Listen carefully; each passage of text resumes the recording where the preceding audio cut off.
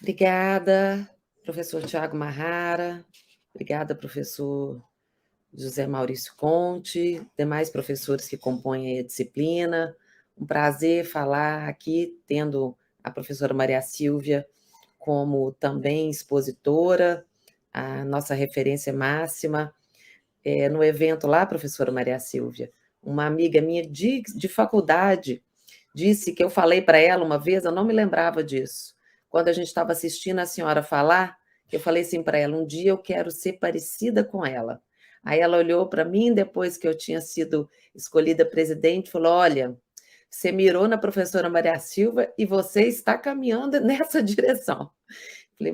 Foi muito legal ela ter me lembrado disso, assim, então, com os meus 18, 19 anos, falando da senhora. A senhora é mesmo a nossa referência maior, é uma alegria. E imagino como foi difícil para a senhora, naqueles tempos mais áridos, ter se destacado tanto a ponto de ser uma unanimidade. Parabéns, professora Maria Silvia. Professor Daniel, muito prazer. Seja bem-vindo, então. Não sei quanto tempo o senhor está aqui no Brasil. Está no Brasil, né? Está no Brasil ou não? Está só no programa. Em Angola, em Angola. Em Angola. Mas, enfim, então, um prazer te ouvir a respeito de Angola. Eu fiz umas anotações aqui, professores, que dizem respeito ao futuro das concessões. Eu tenho estudado o PL 7063, até a convite do InfraWomen, né, que me pediu para dissecar um pouco, junto com outras colegas, que atuam diretamente na área de infraestrutura, economistas, engenheiras, advogadas, um pouco da questão do que é o nosso porvir em matéria de concessões e PPPs, concessões em geral. Então, eu vou apenas destacar algumas coisas, né? A gente já está com a hora bem avançada, 12:10, eu vou ser muito, muito, muito objetiva. É um PL que resgata coisas extremamente importantes no cenário da infraestrutura, portanto, ele mostra a necessidade de que o contrato, como todos nós já sabemos, e a doutrina, inclusive, tem se posicionado assim há muitos anos, é um contrato que precisa ter uma resiliência, ele é um contrato que, como vai se alongar durante muitos anos, ele precisa ser mutável, ele precisa ser dinâmico, e esta ideia é uma ideia que é resgatada, que passa a ser incorporada de uma forma clara, não que isso não existisse antes, mas o legislador se preocupou em densificar esta característica, e fala-se, portanto, de um contrato que precisa ser vivo, que precisa estar sempre antenado às circunstâncias que o rodeiam, podendo sofrer algum grau de flexibilização. Prestigia-se a finalidade, afinal de contas, o que se quer é que, ao longo deste contrato e ao seu final, sobretudo, as entregas tenham sido feitas, o interesse público tenha sido observado, portanto, é um contrato que também é uma legislação que, se vier do jeito que ela está sendo proposta, ela tem como alvo principal exatamente esse prosseguimento e essa execução final da delegação que foi entregue ao privado. Prestigia-se a inovação, prestigia-se a modernização e, sobretudo, é um PL que tem como o seu alicerce principal a busca por segurança jurídica. A busca por segurança jurídica é algo que sempre move o legislador, especialmente o legislador na área do direito administrativo. Nós temos recentes exemplos desse impulsionar pelo legislador de uma tentativa de se serenar as relações e de evitar sobressaltos, fazendo com que as partes envolvidas tenham algum grau de tranquilidade. Claro que a segurança jurídica não advém só do legislador, não é o único ator que é capaz de se mobilizar na tentativa de assegurar algum grau de segurança jurídica. A gente vai depender de como vai se comportar também a administração pública, os órgãos de controle, o judiciário, mas é um passo importante que esse legislador tenha se dado conta de que esse casamento, sobretudo esse casamento duradouro que as concessões tendem a ser, né, especialmente as PPPs, que são PPPs com no mínimo 5 anos, e na lei, no PL, melhor dizendo, a gente não tem nem mais prazo máximo de 35 anos, portanto, eu posso ter concessões, ainda que sejam concessões numa modelagem mais próxima de uma PPP, que vão se alongar segundo o prazo fixado no contrato, mas sem um teto estabelecido pelo legislador. Isso tudo potencializa a angústia e a tentativa de criar esse cenário que seja um cenário mais amistoso, mais assegurador dos direitos das partes envolvidas. Dentro dessa ideia de segurança jurídica, portanto, que a gente já percebe na LINDB, a gente percebe na própria Lei de Licitações e Contratos em geral, seja pelo artigo 5º, seja pelo artigo 147, seja pelo artigo 169, parágrafo 1º, a gente vai detectar essas digitais também no PL. Eu começo destacando o fato de que a segurança jurídica interessa à administração, interessa ao concessionário, mas interessa também ao financiador. Esse casamento, ele precisa de um terceiro para que ele, de fato, se estabeleça. O financiador é um elemento principal. E nós tínhamos, já na Lei de Concessões, em 1995, o artigo 28, que olhou para essa questão dos financiadores e admitiu que existisse uma cessão desses direitos dos financiadores, dos direitos do concessionário para os financiadores. Mas isso era visto, passou a ser visto como uma coisa insuficiente. Em 2015, inspirado até pela lei de PPP, houve uma nova alteração na lei de concessão. Essa alteração passou a introduzir a figura do step-in, mas ainda assim se percebe que não há um grau de certeza na medida do que se deveria ter e, sobretudo, em uma lei que tenha incidência nacional, com vistas a tornar exatamente o financiamento mais viável.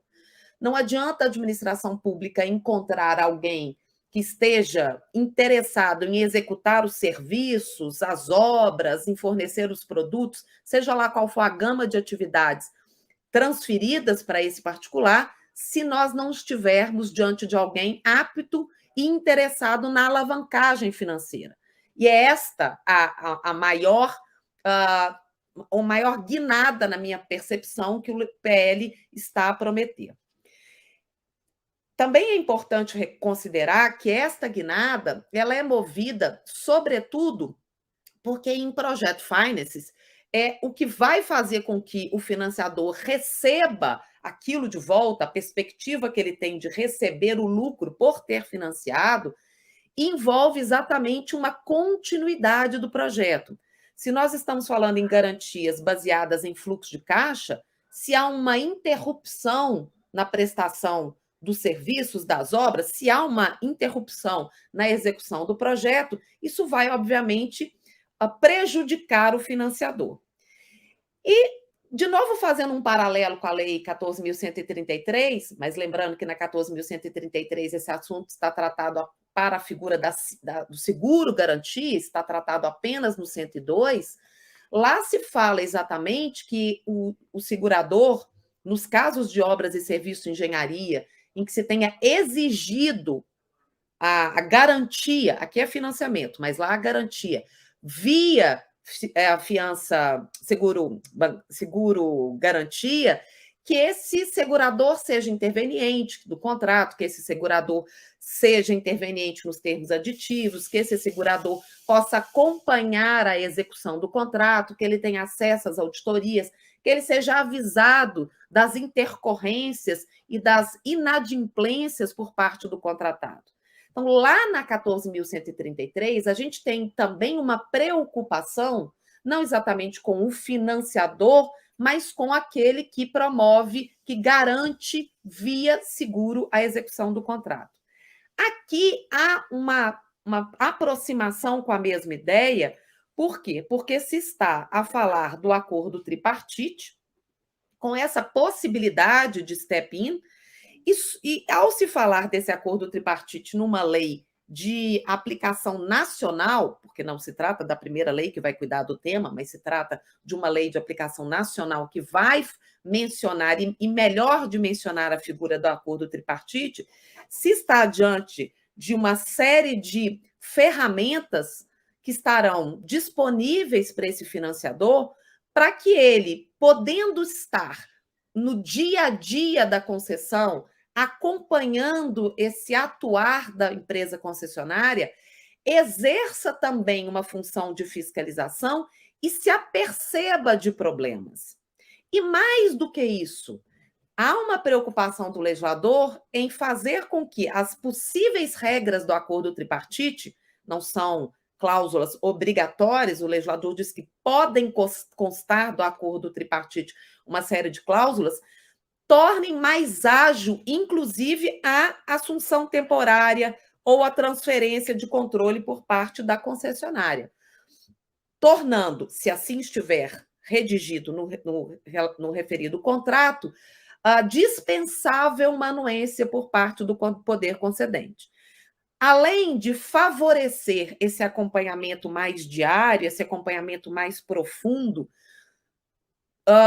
agilizando uma eventual medida por parte do financiador, o acordo tripartite também contempla que essa possível transferência do controle da concessionária se dê sem anuência do poder concedente. E sem anuência do poder concedente, fazendo com que alguém venha assumir mais rapidamente e evite a ruína daquele processo, impeça que aquele processo, então, se torne um número que se soma a uma outra lista de fracassos.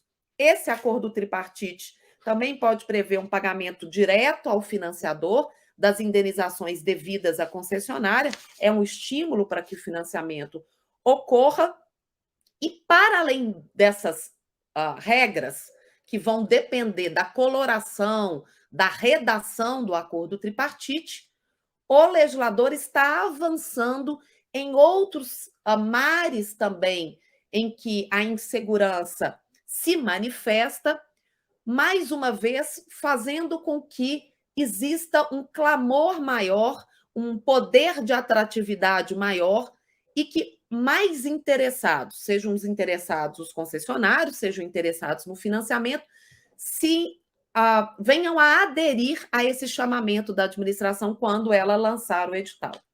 E o que eu quero destacar, ainda dentro dessa toada da segurança jurídica, mas criando aqui uma outra perspectiva. No que toca, por exemplo, à questão da transferência do controle, há uma possibilidade aventada no PL de que se façam negociações sobre as sanções que foram aplicadas à concessionária e sobre as obrigações assumidas pela concessionária. Vale dizer, a concessionária não conseguiu executar, e estamos aqui pensando numa...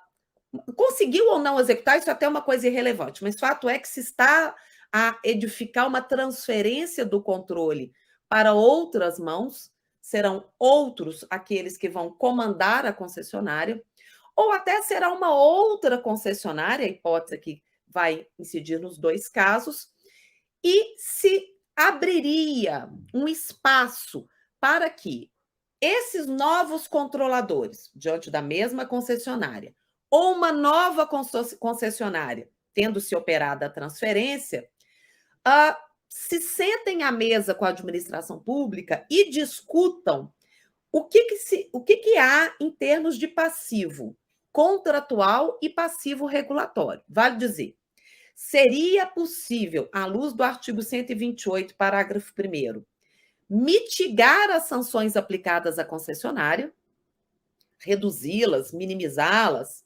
exatamente para tornar mais viável o prosseguimento da concessão segundo nova direção ou segundo novo ator, e também o reconhecimento de que aqui ou acolá seria possível uma redistribuição das obrigações, uma revisitação dessas obrigações.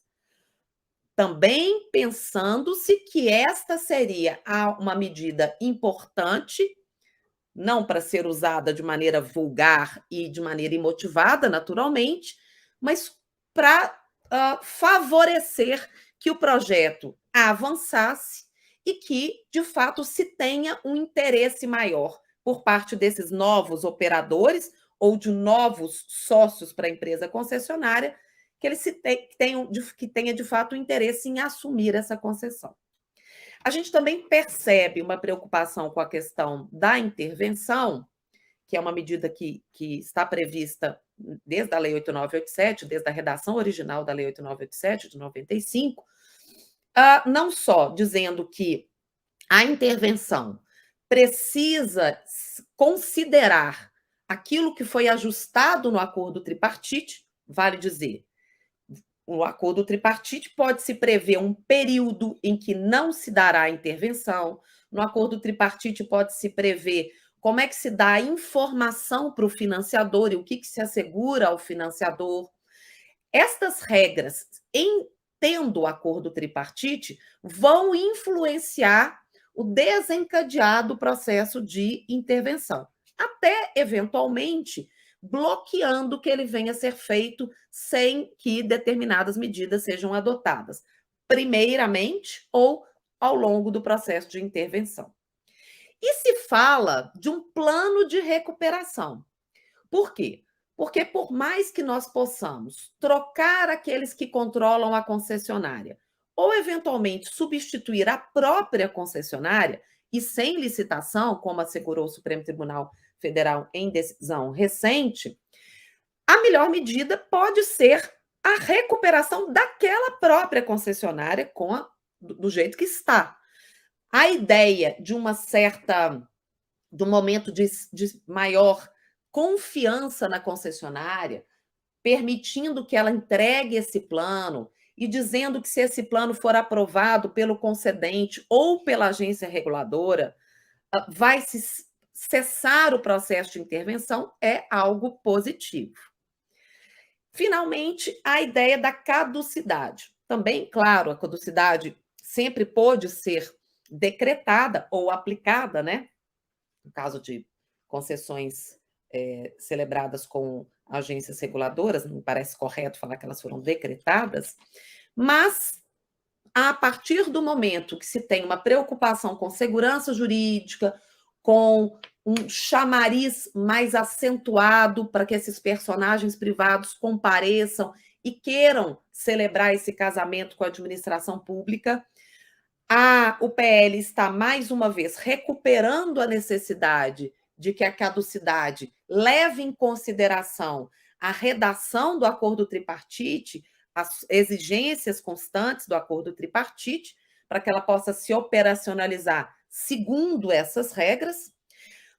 Mas, para além disso, o legislador está a adicionar outros elementos que fortalecem a ideia de segurança jurídica. Ele lista causas que podem levar à decretação da caducidade, ou seja, na minha avaliação, pela redação que a gente que está ali até hoje, fora daquelas possibilidades, não seria possível decretar a caducidade. É uma lista taxativa, é uma lista bastante expressiva, mas é uma lista taxativa que legitimaria, eventualmente, a decretação do processo de caducidade. Mas, ainda que se tenha mantida a possibilidade de caducidade, segundo o elenco constante do PL, o legislador prestigia, uma vez mais, a possibilidade de recuperação. Ou seja, na medida em que os erros são erros que podem ser sanados e corrigidos, esta é uma alternativa para a administração, evitando-se uma eventual descontinuidade, evitando-se que a operação, a execução, seja fragmentada. Claro que isso será possível, claro que a caducidade continua sendo uma ferramenta, mas há essa preocupação em se trazer para cá algo que nós já estudamos no direito administrativo, no cenário das sanções, no cenário das funções sancionatórias, como uma via que a administração pública deve contemplar. Então, um prestígio à solução é algo que sobressai do PL em vários momentos, inclusive aqui na parte da caducidade.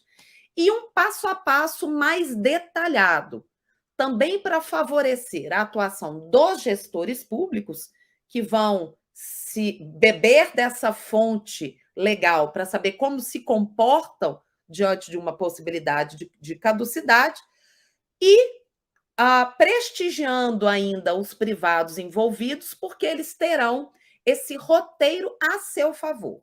Vale dizer, se o passo a passo não for observado, na medida em que é um passo a passo, será, né? Ou pode ser, depende de como vai ser o processo legislativo a partir de agora, de um outro Congresso Nacional, inclusive, mas se assim permanecer, assegura-se também ao privado um conhecimento prévio sobre as regras do jogo. Então, há um detalhamento maior sobre o processo de caducidade. E eu estou, e aí não tenho muita certeza se as minhas ponderações estão certas, um pouquinho preocupada com uma outra coisa que está a constar do PL, sobre a qual estou escrevendo com algumas colegas envolvidas comigo nessa discussão do projeto de lei, e que quero até trazer aqui como um alerta e, eventualmente, um momento de eu ser convencida de que estou errada. A que eu estou me referindo?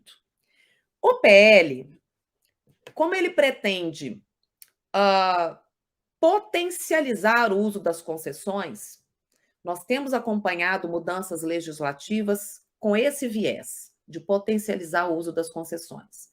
Quando se fez a redução do valor mínimo envolvido nas PPPs, o que se quis foi potencializar o uso das concessões, especialmente na modelagem de parcerias público-privadas, por entes federados que não estariam diante de cenários a envolver valores mais expressivos. Quando se fez uma flexibilização da questão do percentual de receita corrente líquida, que poderia ser, de alguma forma, vou usar a expressão, gravado com as PPPs, também se pretendeu uma medida nesse sentido. E há uma perspectiva, isso vem na minha memória, sobretudo do governo Temer, de se promover um número cada vez maior de concessões nesses municípios de menor densidade populacional. Municípios, consequentemente, que têm as suas dificuldades, inclusive para gestar os contratos de concessão. Não são só municípios que têm dificuldades no momento de fiscalizar o contrato, mas que teriam dificuldades até em fases em fases antecedentes.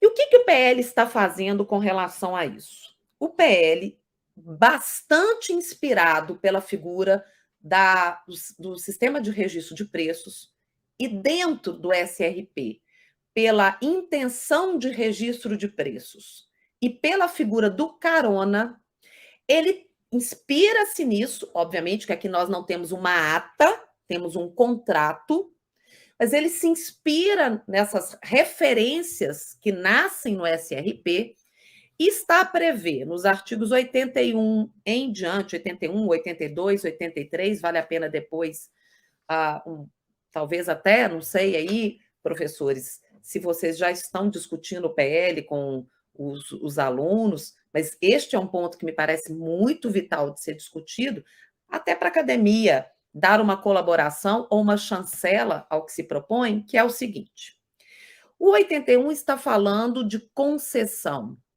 por adesão. Então, nós temos, seja uma adesão à fase de estruturação, seja uma adesão à contratação.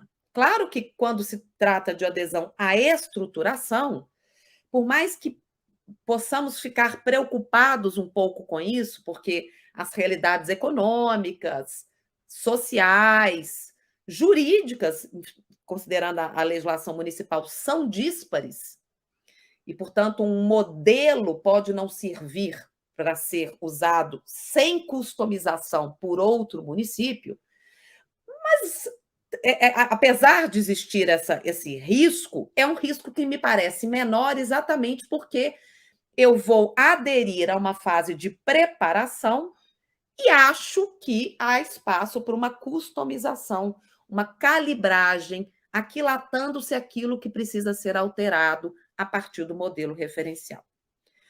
O que talvez mais me preocupe nem é, então, a adesão à estruturação, mas a adesão à contratação.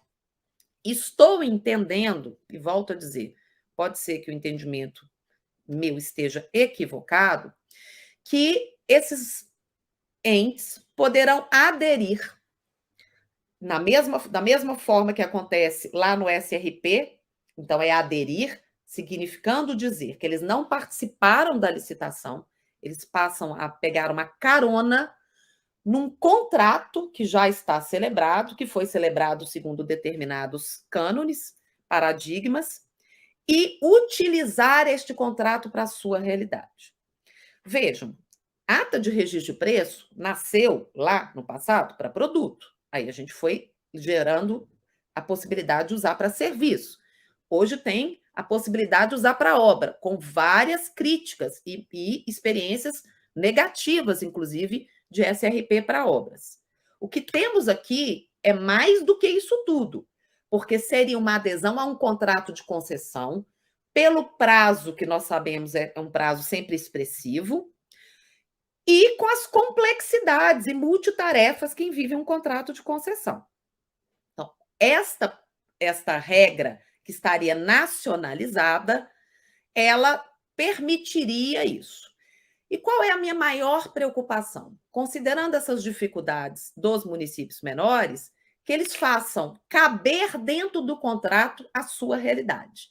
Não é o contrato que teria como base a realidade desses entes locais, mas o movimento seria o contrário. O município se faria aconchegado dentro do contrato. Então, essa é uma situação que me preocupa bastante. E depois há algumas outras coisas que eu quero destacar dentro dessa mesma ideia, que envolvem, por exemplo, o artigo 82, parágrafo 1º, que diz assim, eu vou até ler: fica facultado ao poder concedente estabelecer em edital a obrigação do vencedor da licitação de aceitar a adesão à estruturação e contratação por órgãos e entidades localizados nos entes limítrofes ao território do ente de referência, até o limite global de 10% do objeto do contrato. É algo além do que a gente tem no sistema de registro de preço, porque a carona no sistema de registro de preço se dá primeiro com o aceite do fornecedor. Aqui o fornecedor, o vencedor da licitação, fica obrigado a aceitar a adesão, a estruturação e a contratação por esses entes limítrofes ao território do ente de referência. Eu fico pensando se todo o movimento do legislador pela atratividade das PPPs, que me parece um movimento importante e bem-vindo, não fique aqui ou ali fragilizada por regras admitidas no PL e, claro, se elas tiverem sido transportadas para a realidade contratual. Eu falei primeiro sobre a adesão, o carona. Depois a gente tem a intenção de registros. Intenção de registro de preço é porque está na minha cabeça. A intenção, mas é isso, intenção para registro de preços que vai se dar como espelhado no SRP, ou seja, quando se estiver projetando uma licitação para fins de concessão, será possível considerar a demanda de outros interessados, facultando-se a realização da intenção de registro de preços. Aqui, gente, primeiro é uma faculdade, portanto, é algo que não será imposto ao promotor da licitação. Segundo, esse chamado ente de referência, ele ou melhor, esse ente de referência, se ele fizer essa intenção, se ele divulgar essa intenção e resolver acomodar outras demandas, é algo que vai influenciar a produção dos editais e dos seus anexos. É diferente, obviamente, da adesão e da carona.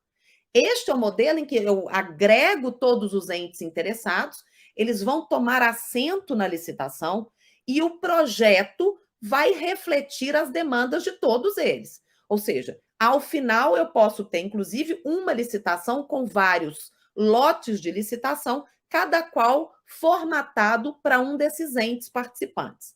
Eu acho que isso aqui é interessante, potencializa-se isso, volto a dizer, não se trata de uma coisa tão novidadeira assim, potencializa-se isso, porque isso vai estar presente nessa lei nacional sobre concessões, mas me parece antagônico no sentido de vantagens com a questão da adesão. Então, no meu entender, a intenção de registro de preços ela é positiva, porque é uma faculdade e porque as pessoas vão participar da gestação desta licitação, e eu receio, e posso estar enganada, e pode ser um preconceito meu, que a adesão venha a trazer problemas por uma falta de aderência entre o contrato ao qual se aderiu e a realidade municipal. Acho difícil de toda a realidade municipal estar refletida num contrato que foi planejado e formatado para um terceiro.